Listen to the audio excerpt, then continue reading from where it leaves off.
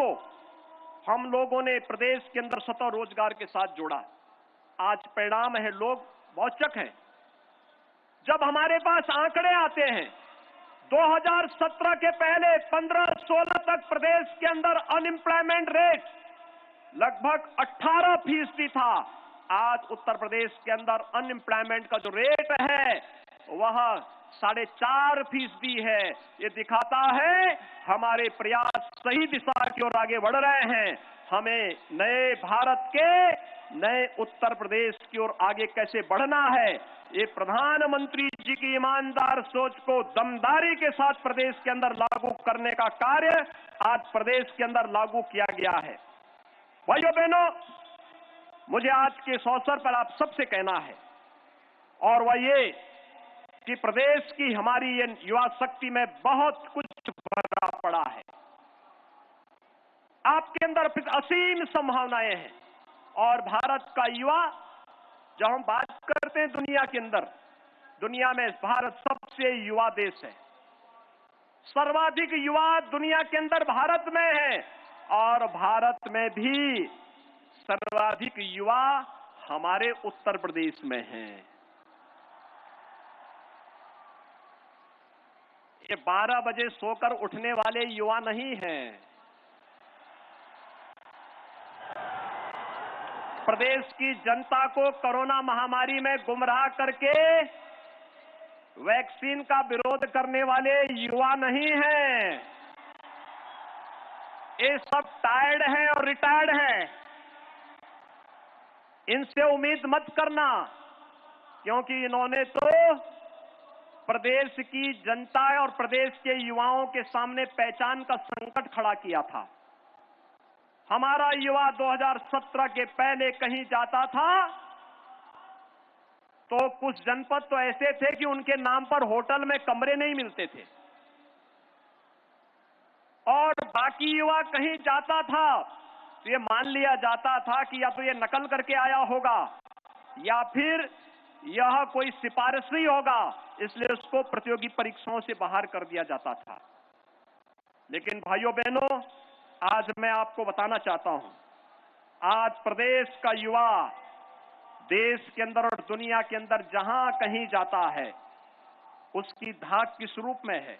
मुझे याद है 2018 में हम लोग यहां पर एक कार्यक्रम कर रहे थे, इन्वेस्टर समिट हम लोगों ने उत्तर प्रदेश के अंदर किया था।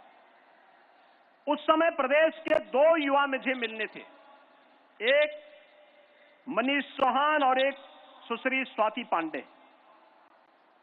और इन्होंने बाहर पढ़ाई की थी और ये दोनों युवा जब मुझे मिले थे तो इन लोगों ने उस समय मुझे बताया था कि हम उत्तर प्रदेश का नाम लेते हैं तो उत्तर प्रदेश के नाम पर हमें लोग बहुत ही दृष्टि से देखते हैं। 2017 के पहले की स्थिति ऐसी थी, सरकारें ऐसी थी, लेकिन भाइयों बहनों, आज मुझे बताते हुए प्रसन्नता है, इन दोनों युवाओं को प्रदेश सरकार ने उस समय संबल प्रदान किया और आज ये लोग, ये दोनों प्रदेश के अंदर अपना कार्य कर रहे हैं और ये दोनों युवा प्रदेश के अंदर इन्होंने अपना कार्य प्रारंभ किया। 1 करोड़ रुपए हर माह कमा रहे हैं। 1 करोड़ रुपए उत्तर प्रदेश के यही युवा अपनी प्रतिभा का लोहा उत्तर प्रदेश के अंदर मना रहे हैं। मुझे याद है गाजियाबाद की भी एक सीवी सिंह ने हमें चश्मे की बिक्री का एक क्लियर देखो ऑनलाइन पोर्टल उन्होंने स्थापित किया और उसके बाद 40 करोड़ रुपए प्रतिवर्ष की बिक्री है उनकी। 40 करोड़ रुपए प्रतिवर्ष, आप अनुमान कर सकते हैं। और अब यह एक अपना स्टोर भी अलग से स्थापित करने जा रही है। भाइयों बहनों, यही नहीं, एक अन्य नौजवान है तरुण जोशी, इनका स्टार्टअप आईजीपी प्रतिवर्ष 400 करोड़ रुपए की बिक्री कर रहा है। अंतर्राष्ट्रीय कंपनी द्वारा इसका जो मूल्यांकन किया गया है वह किया गया है 1500 करोड़ रुपए का। और मैंने तो देखा है उत्तर प्रदेश के युवाओं को आज देश और दुनिया में नए नए पैकेजेस मिल रहे हैं, अच्छे पैकेज मिल रहे हैं।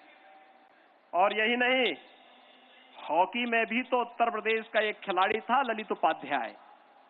ललित उपाध्याय ने ओलंपिक में कांस्य पदक जीतने वाली टीम का हिस्सा बनकर के उत्तर प्रदेश के युवाओं के मनोबल को बढ़ाने का कार्य किया था।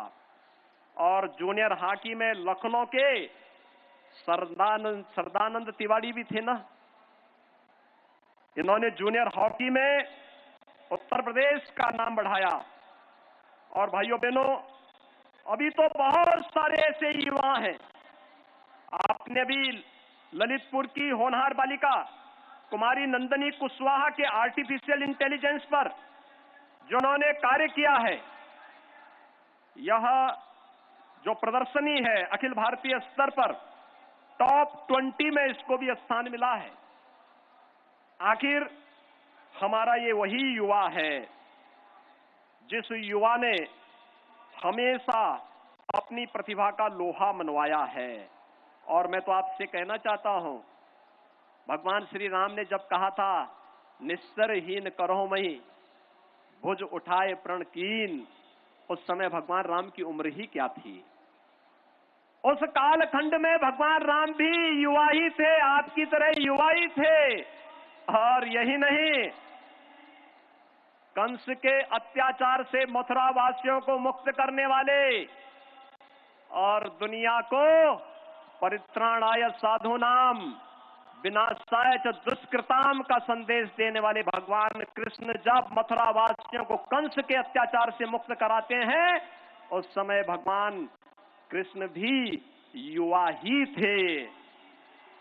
भाइयों बहनों, यही नहीं, दुनिया को निर्वाण का संदेश देने वाले बुद्ध या फिर आदि शंकराचार्य ये युवा ही थे। आदि शंकराचार्य मात्र 32 वर्ष की उम्र तक जिए थे। महाराष्ट्र की परंपरा में एक संत आते हैं ज्ञानेश्वर,